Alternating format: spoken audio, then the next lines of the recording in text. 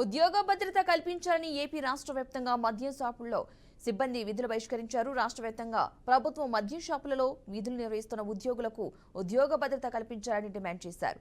కాకినాడలో మద్యం దుకాణాలు మూసివేసి ఆందోళనకు దిగారు. సిబ్బంది ఆందోళనపై డీసీ స్పందించి వారికి హామీ ఇచ్చారు. ప్రస్తుతం పనిచేస్తున్న సిబ్బంది సమస్యలు అధికారుల దృష్టికి తీసుకెళ్లామన్నారు డీసీ చైతన్య మురళి.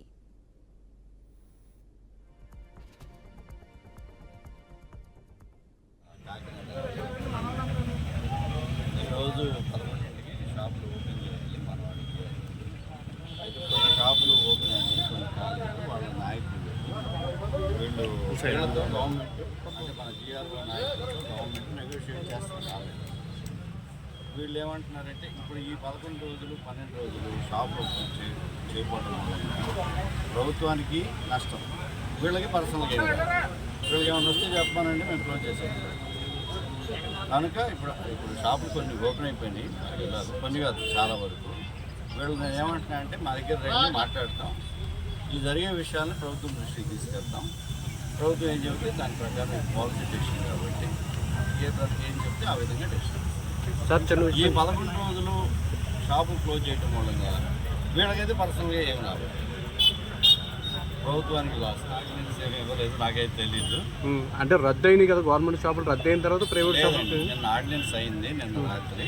దాని ప్రకారం మళ్ళీ ఈ 11 రోజులు 12 రోజులు ఓపెన్ నా యొక్క స్లోగన్ ఇస్తాం. ఈ 11 రోజులు ఇప్పుడు ఇస్తాం, 11 రోజులు శాలరీ ఇస్తాము. రేపు ఏదన్నా అవకాశం ఉంటే దీంట్లో పనిచేసిన వాళ్ళకి మేము ప్రభుత్వంతో మాట్లాడి రేపు ఏదన్నా చిన్న అవకాశాలు ఏమి వచ్చినా కూడా వీళ్ళకి ప్రియారిటీ ఇస్తాం. ఉదాహరణకి 10 షాపులు ఉన్నాయనుకోండి, 10 షాపులో 30 మంది ఉంటారు. ఈ 30 మందికి మా స్థాయిలో Andhra Pradesh state beverage corporation welfare association salesmen and supervisors అధ్యక్షుడు సంపతి చిట్టుబాబు.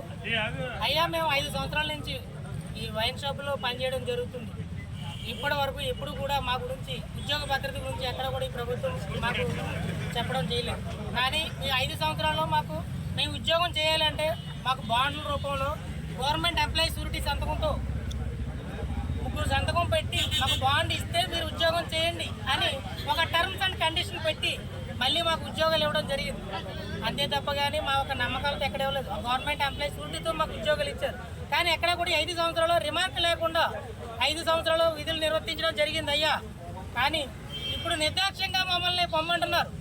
మరి 15,000 మంది కుటుంబాలు రోడ్డును పడిపోతున్నాయి.